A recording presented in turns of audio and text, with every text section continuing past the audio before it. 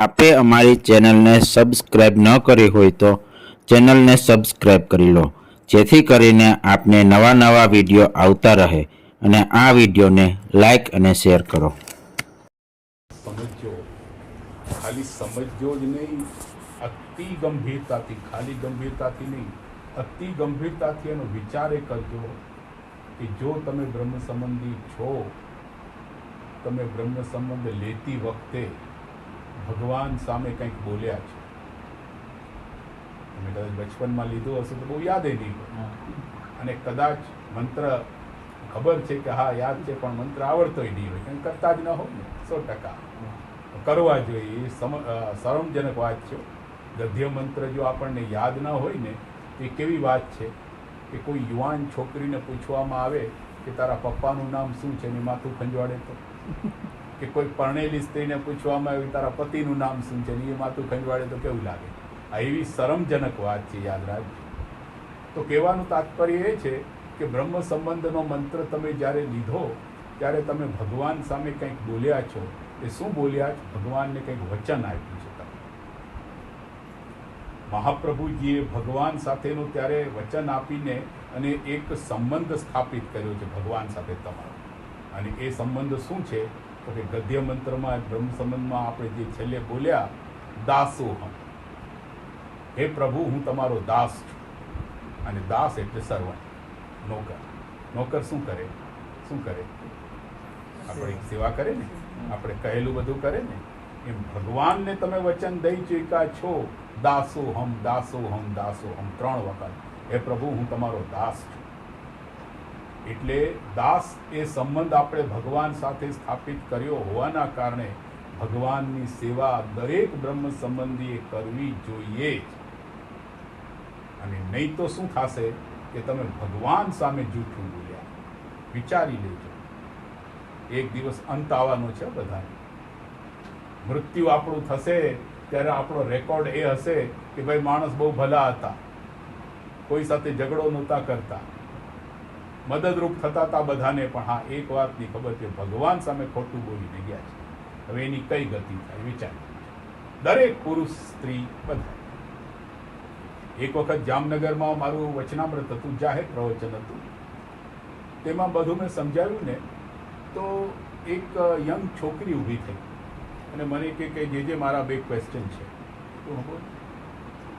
તો મને કે આપે જે આ બધી ભગવત સેવા અને આ બધું કરવાનું કહ્યું છે કે બહુ જરૂરી છે, પણ અમે તો ગ્રહસ્થી છીએ, અમારાથી સેવા કેમ? અને બીજી વસ્તુ કે હું તો હજી યંગ છું, થોડાક સમય પછી કરું તો વાંધો નહીં ને. તો મેં એના 2 પ્રશ્નોના જવાબ આપ્યા.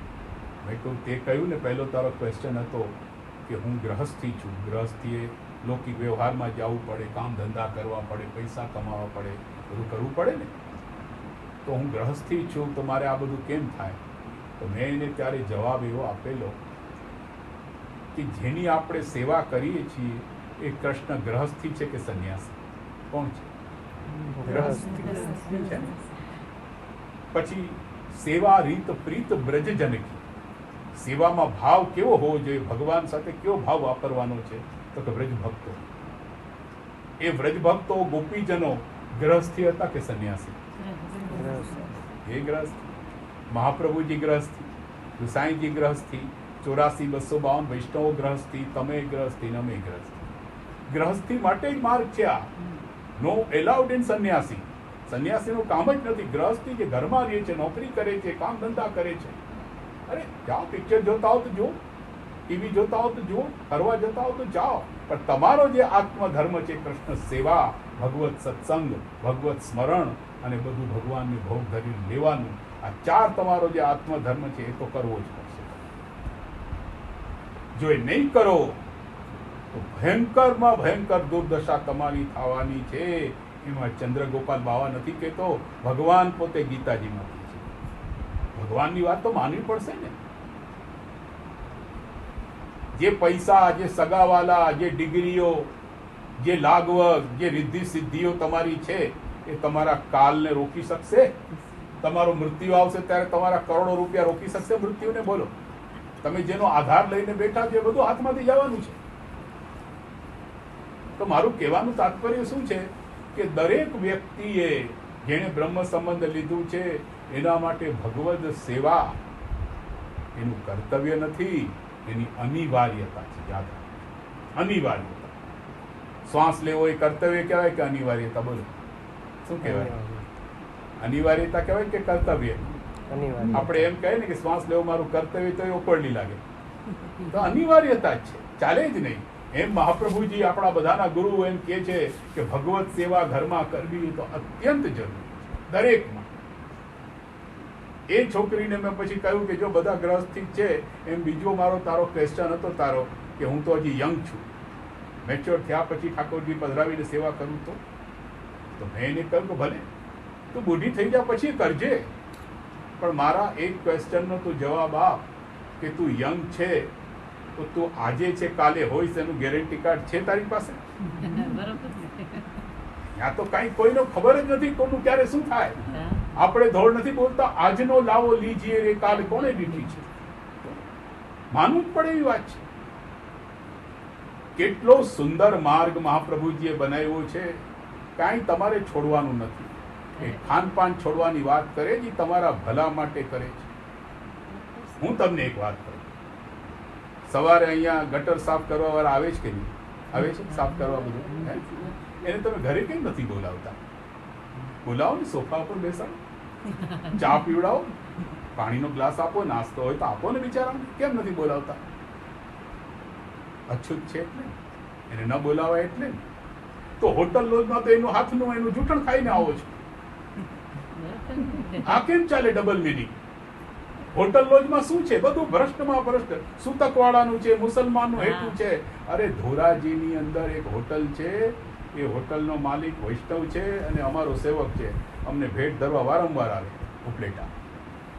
તો અમને કહેતો હતો કે જે મારી હોટલ તો બહુ સારી ચાલે છે, પણ હું પોતે મારી હોટલમાં જમતો નથી. મેં કહ્યું શા માટે નથી જમતો? મને કે જે સાચી વાત કરું, આપ ગુરુ છો, આપની સામે ખોટું નહીં બોલો. અમારી હોટલમાં જે બધા આવે ને ખાવા, એ બધા આખી ડીશ સાફ ન કરે. થોડોક કદડો એનો હેઠવાડ, એની થૂક, એની લાળ મોઢામાંથી કાઢેલી એ કદડો થોડોક તો હોય. અમે કાંઈને ફેંકીએ નહીં. અંદર એક મોટો જગ રાખ્યો હોય પ્લાસ્ટિક, એમાં એ કદડો ભેગો કરીએ. જે વધારે થઈ જાય ને એ ભેગો કરી મસાલા કરી એની ભેળ બનાવી નવા કસ્ટમરને આપીએ. આ હું પોતે કરું છું એટલે હું કેમ કે લઉં બધું. એટલું ગંદુ છે આ લારી રેકડી હોટલમાં, ને બધું કેવલ દેખાવનું, બાકી ભંગીનું અડેલું, મુસલમાનનું અડેલું, બધાનું થૂકેલું જૂઠણ. આ બધું ખાવાથી આપણે આવતો જન્મ પશુનો નક્કી કરી લીધો. આ જન્મમાં જ એડવાન્સ બુકિંગ કરાવી લીધું કે ભાઈ પશુ બનવું જ મારે. કારણ કે હેઠવાડ કોણ ખાય? પશુ ખાય. ભગવાનની વાત નથી માનતા. એ આપણે શું થશે? પ્રધાનમંત્રી નરેન્દ્ર મોદીએ જાહેરાત કરી કે હવે 2000ની નોટ નહીં ચાલે, સપ્ટેમ્બર સુધી ચાલશે. તકલીફ થોડી પડી કે નહીં? હવે આપણે કઈ ભલે નરેન્દ્ર મોદી કે હું તો ચલાવીશ, તો ચાલશે? તો યાદ રાખો વૈષ્ણવ, નરેન્દ્ર મોદી ખાલી ભારતનો પ્રધાનમંત્રી છે, કૃષ્ણ તો આખા વિશ્વનો પ્રધાનમંત્રી. એની વાત આપણે નહીં માનીએ તો આપણો નાશ થશે. ભગવાન જે કહે છે વાત માનો વૈષ્ણવો, નહીં તો દુર્દશામાં ફૂંકાઈ જશો. હમણાં કથા પૂરી થઈ જવાની, ગમે ત્યારે કાલ આવશે, મોત આવશે, પછી શું ગતિ થશે? પછી ભગવાન કહે છે કે પશુ બની છે, હેઠવાડ. અને એક વાત ખાસ કહીશ કે જેના ઘરમાં સાક્ષાત પૂર્ણ પુરુષોત્તમ બિરાજતા હોય અને એ ઘરનું એક સભ્ય જો બ્રહ્મ સંબંધી હોય બધા, અને જો એ ઠાકોરજીના ચરણસ્પર્શ ન કરે, તે ભગવાનનું મોટામાં મોટું અપમાન છે કે નહીં? વિચારો, સવારે નાતા તો હશો ને, નાઈને ખાલી ઠાકોરજીના ચરણસ્પર્શ કરો, જગાડીને મંગલ ભોગ ધરી દે, જારીજી ભરવાની ઈચ્છા, બસ પછી ચોવાઈ જાઓ, આગળની સેવા બીજા કરી. પણ તમે વિચારો કે તમારે ત્યાં કોઈ મોટું મહેમાન આવ્યું હોય, એને મળ્યા વગર તમે જાઓ? તો આ તો ભગવાન તમારા ઘરમાં બિરાજે છે વૈષ્ણવો, અને એના તમે ચરણસ્પર્શ ન કરો. બાપરે બાપ, 100 વર્ષ તમારા થાય અને 100 વર્ષ પછી બધા રડશે. અમે તો કે અત્યારે રડી લેવા જેવું છે, કારણ કે એની કઈ દશા થશે. વિચારો, જે ભગવાન સાથે છેતરપિંડીની રમત રમે છે. બાપરે બાપ, આ બધી તમારી મિલકત, તમારી સંપત્તિ, તમારી નામના તમારા મૃત્યુને રોકી શકે તો એનો આશરો લ્યો જાઓ. ના, નથી. બધું વયું જવાનું. ક્યાં જશો? ધીરુભાઈ અંબાણી કેટલું કમાણા? આશા છે તમને? નહીં. તો એ શું થયું? ગયા ગયા. રિલાયન્સ ઇન્ડસ્ટ્રીઝ પડી છે બધી. બીજા ભોગવે. સમજો, તમારે કામ ધંધો છોડવાનો નથી. તમે નોકરી કરો જ કરો, દુકાને બેસો, જાઓ, જે કંઈ કરતા હો. મેં તમને કોઈ પિક્ચર જોતા હો તો જો, મનોરંજન માટે છે. ટીવી જુઓ, મેચ જુઓ, ફરવા જાઓ, પિકનિક કરો, પણ તમારા ધર્મના દાયરામાં રહીને કરજો. નહીં તો ભગવાન કહે છે અર્જુનને કે અર્જુન, તું તારા જીવનમાં ધર્મની રક્ષા કરજે તો ધર્મ તારી રક્ષા કરશે. મૃત્યુ પછી આ ધર્મ જ આપણી સાથે જાય છે, બીજું કાંઈ જવાનું નથી. કોઈ વસ્તુ ગઈ ભેગી, બધું અહીં નહીં પડ્યું રહેવાનું છે. પણ તમારો જો ધર્મ હશે તો ધર્મ તમારી સાથે જશે અને આવતો જન્મ તમારો નક્કી કરશે. નહીં તો જો તમે આ ખાનપાન આવું ખરાબ કરો છો તો ભગવાન કહે છે, આ ચંદ્રગોપાલ બાવા નથી કહેતો, ભગવાન કહે છે કે એનો આવતો જન્મ પશુનો જ મળે. અને પશુની સ્થિતિ કેવી છે તમે જુઓ, એની યાતનાઓ કેવી છે તમે જુઓ. ગરમીના દિવસોમાં આપણને પ્યાસ લાગે તો માટલાનું જલ છે, ફ્રીજનું જલ છે. કૂતરા માટે કયું જલ છે? ગટર સિવાય બીજું કોઈ જલ છે? જ્યાં આપણે મળમૂત્ર કરીએ ત્યાં કૂતરો પાણી પીએ છે, એની જિંદગી કાઢે છે. માણસ આરામથી સૂઈ શકે છે બાયણા બંધ કરીને. પશુઓની કેવી દશા છે? આ પશુઓની આપણને મળે. કેશોદમાં મારું પ્રવચન હતું ત્યારે એક છોકરાએ વળી મને કહ્યું, મને કે જે વાત તો બધી બરાબર છે આપની, પણ જો તો ખરા હોટલ ને લોજમાં હાઉસફુલ તો જુઓ. મેં કહ્યું તો પશુઓનીમાં હાઉસફુલ છે, એ કેમ દેખાતું નથી? માણસને એક કે બે બચ્ચા જન્મે, કૂતરાઓને અને ગુંડરાઓને કેટલા બચ્ચા એક સાથે જન્મે છે. અને મહાભારતમાં પ્રસંગ આવે છે, એમાં એક વાત આવે છે કે ધૃતરાષ્ટ્ર હતો ને, ધૃતરાષ્ટ્ર કૌરવોનો પિતા, એને એવું વરદાન હતું કે એને પોતાના પાછલા 100 જન્મ યાદ હતા. 100 જન્મમાં એનું નામ શું હતું, એના માતા પિતા કોણ, એ શું કરતો, બધું એને યાદ. એ ધૃતરાષ્ટ્ર ભગવાન કૃષ્ણને પૂછે છે કે મને મારા પાછલા 100 જન્મ યાદ છે અને આ 100 જન્મમાં મેં કોઈ પાપ જ નથી કર્યું, તો આ જન્મમાં મારી સામે મારા 100 દીકરા મર્યા, આવું દુઃખ મારે કેમ જોવું પડ્યો? ત્યારે ભગવાન કૃષ્ણએ એનો જવાબ આપ્યો કે 101 જન્મ પહેલા તે જે પાપ કર્યું ને તું હવે ભોગવે. 101 જન્મ પહેલા તે 100 સરફના બચ્ચાને માર્યા હતા, આજે તારી સામે જો આ તારા બચ્ચા મર્યા છે. 101 જન્મ પછી કેમ? તો કે તે પુણ્ય કર્યા હોય, એ પુણ્ય ભોગવતા ભોગવતા આપણો કાળ આવી જાય, મરી જાય. હવે એ પછી ચૂકવણી બાકી રહી ગઈ હોય કે પછી આવતા જન્મમાં એમ કરતા કરતા પાપનો વારો આવે. તો વૈષ્ણવો, સૌથી મોટું પાપ આ જ છે, ભગવાનમાં પ્રેમ ન થાવો. આનાથી મોટું કોઈ પાપ નથી, કારણ કે આપણે આત્મા છીએ, એ પરમાત્માનો અંશ છીએ આપણે. એટલે ભગવાનમાં પ્રેમ થવા માટે જ આ રસ્તા મહાપ્રભુજી બતાવે. કારણ કે ઠાકોરજીમાં તમારો એક વખત પ્રેમ થઈ ગયો, તમે તરી ગયા જીવન, યાદ રાખજો. અને ભગવાનમાં કેમ પ્રેમ થાય? તમારી પાસે કઈ વસ્તુ છે કે તમે ભગવાનને આપીને રાજી કરો? ચાલો, લૌકિક માણસને મોબાઈલ આપો તો રાજી થઈ જાય, ફ્લેટ આપો તો રાજી થઈ જાય, ગાડી આપો તો રાજી, બંગલા. ભગવાન કે મારા માટે તારી પાસે જેટલી વસ્તુ છે ને એ બળેલા કાગળ જેવી છે. બળેલો કાગળ, પેલો કાગળ તો હજી પડીકા વાળવા કામ આવે, બળેલો કાગળ કઈ કામ આવે? કે બળેલા કાગળ જેવું છે. તું મને શું આપીશ? કેવલ નિસ્વાર્થ પ્રેમ તારો, બસ. તારી ભક્તિ, ભક્તિનું નામ પ્રેમ અને એનું નામ જ સેવા. જે ભક્તિ પ્રેક્ટિકલ બને એનું નામ સેવા. તો આપણે બધાએ ભગવત સેવા કરવી જોઈએ. ઠાકોરજીની સેવા અનિવાર્ય છે.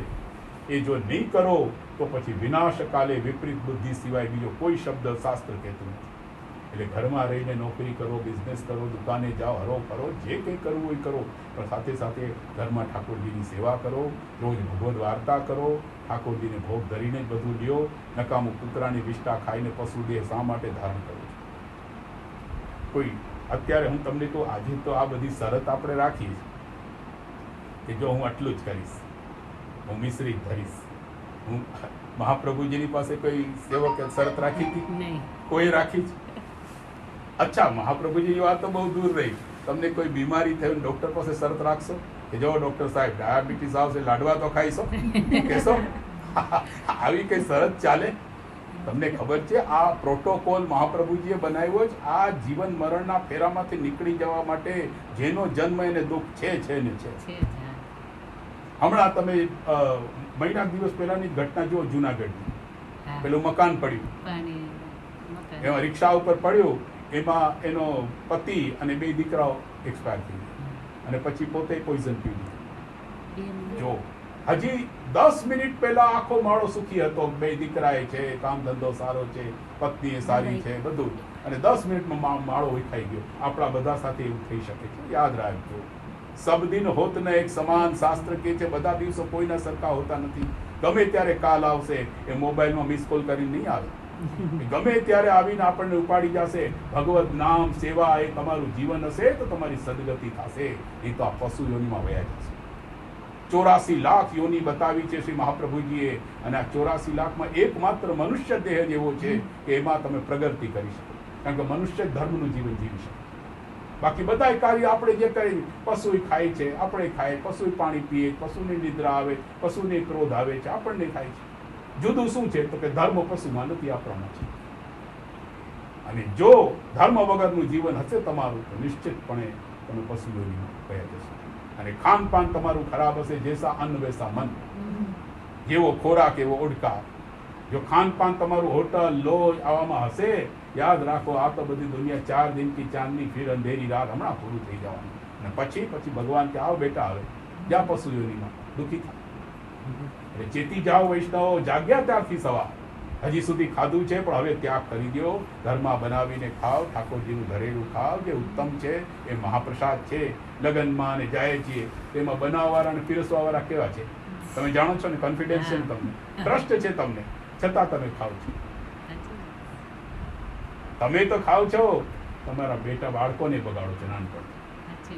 હાલ બેટા આજે શનિ રવિ છે, હાલ તને થોડી હોટલમાં લઈ જાઓ. અર્થ શું થયો? એ જ કે હમ તો ડૂબેંગે સનમ, તુમકો ભી સાથ લે. બાળકોને કે તમે આવો અમારી ભેગા ડૂબો. બધા પશુઓની બનશો, દુઃખી થશો. આ ભગવાન કે છે એટલે ચેતી જાઓ બધા. બરાબર? તો હવે હું નીકળું.